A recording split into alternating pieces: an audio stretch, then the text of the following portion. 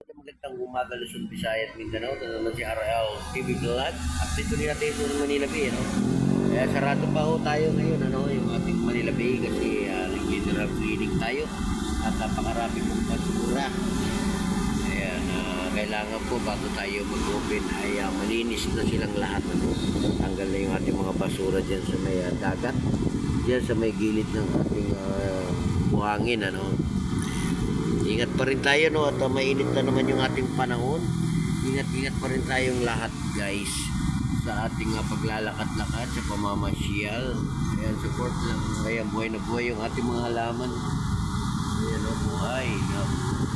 Diba, pagka umuulan talaga lumalabas yung pagka-green niya.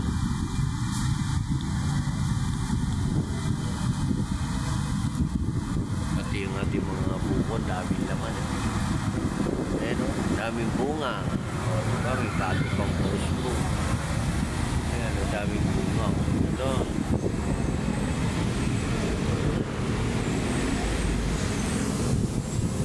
Ayan, kamalis na si Enting, minute na naman yung ating panahon.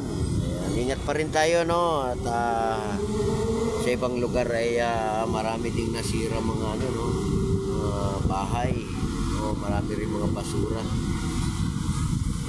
Dito naman sa may Manila Bay, maraming tangay ng basura, no? Dito sa may area ng ating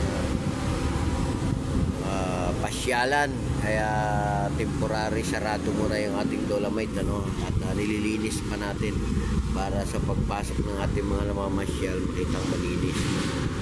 Ayan, diba? Support lang tayo, no? Tuloy-tuloy pa rin kayo, no? Tuloy-tuloy pa rin kami sa paglilinis, no? Ating mga Estero Ranger. Sama rin yung ating mga volunteer, no, na dito rin sila para maglinis. Grabe, napakarami pa rin dito sa may area ng entrance, malinis, wala na masyadong basura, no?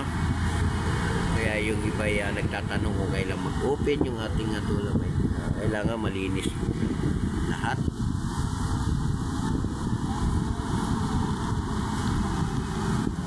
Ayan, nandiyan pa rin yung ating bato, signboard. Ayan, nandiyan pa rin siya.